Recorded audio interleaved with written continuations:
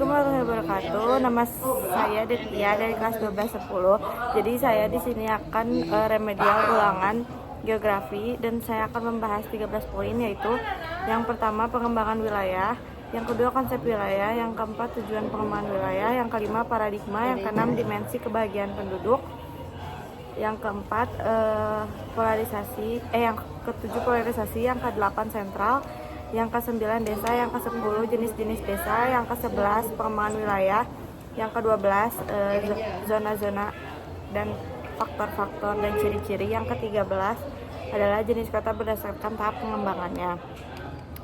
Yang pertama, pengembangan wilayah. Pengembangan wilayah adalah usaha atau upaya untuk meminimalisir ketimpangan wilayah dengan dukungan aspek ekonomi, tata ruang, struktur sudut keruangan. Yang kedua, konsep wilayah. Yang pertama ada konsep wilayah formal atau homogen, yaitu karakteristik yang sama, fisik, sosial, politik, dan ekonomi. Yang kedua, fungsional atau modal, heterogen, hubungan saling ketergantungan dengan wilayah lain. Dan yang ketiga, perencanaan atau program, objek dari program-program pembangunan, contohnya IKN. Yang keempat, vernakular, persepsi masyarakat berdasarkan pandangan masyarakat, contohnya Garut Kota Dodol gitu. Tujuannya yaitu nyaman, produktif, aman, menciptakan wilayah.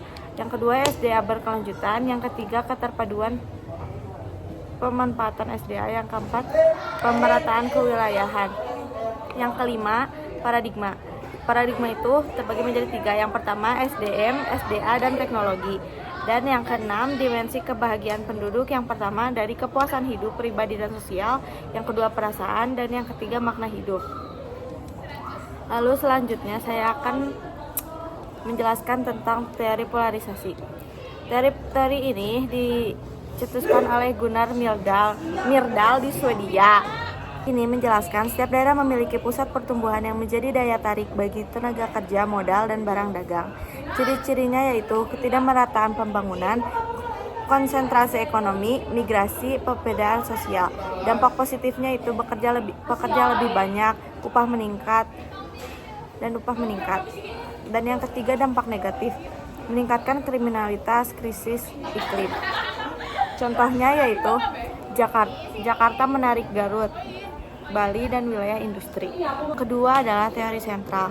Teori sentral ini daerah yang bisa menjadi pusat pemukiman berupa barang dan jasa.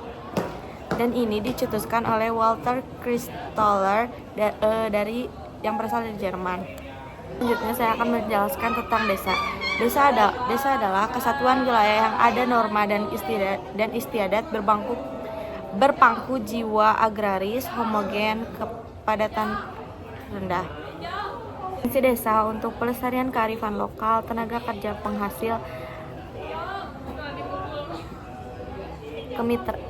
dan kemitraan pembangunan. Jenis desa terbagi menjadi 3. Yang pertama swadaya, menganut tradisi adat dan tradisi yang ada sektor produksi sehari-hari. Yang kedua adalah swakarya, proses pembangunan tanpa bantuan luar dan pemerintah, mengutamakan mata pencaharian. Dan yang ketiga ada swasembada. Di sini desa yang mulai maju, tingkat dan kesadaran masyarakat yang tinggi. Dan selanjutnya ini akan ada teori konsentris. Teori ini adalah pembagian wilayah pusat, perkotaan, pinggiran. Tahap-tahapnya ada initial stage yang adalah hal-hal kecil atau peluasan wilayah. Yang kedua ada secondary stage, yaitu muncul perpindahan atau asimilasi atau urbanisasi. Yang ketiga ada climax stage, yaitu suksesi, jadi kayak kestabilan di kota. Dan di teori konsep ini terbagi menjadi zona. Yang pertama zona 1 yaitu Central Business District yang itu adalah pusat. Yang kedua zona peralihan seperti jalan tol, jembatan, dan tunawisma. Yang ketiga adalah zona 3 working man house, kayak tempat tinggal para pekerja. Yang keempat adalah better resident atau pemukiman yang baik, nyaman, bersih. Dan zona kelima adalah penglaju dan batas wilayah. Faktor-faktornya pusat ekonomi, pertumbuhan penduduk, aksesibilitas dan infrastruktur.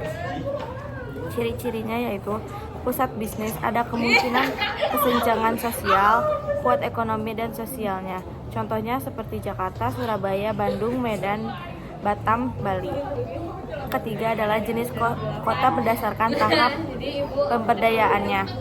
Dan yang ketiga yaitu jenis kota berdasarkan tahap perkembangannya. Yang pertama, tingkat opolis, yaitu suatu wilayah yang berkembang menjadi kota baru.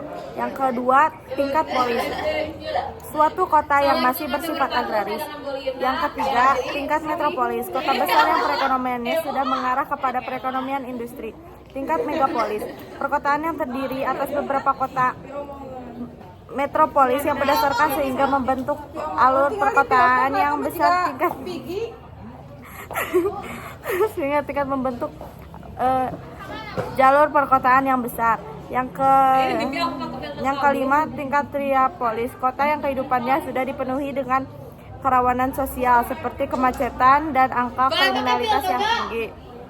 Yang ke-6, tingkat nekropolis, suatu kota yang berkembang ke arah keruntuhan. Makasih Bu. Dadah Ibu, I love you.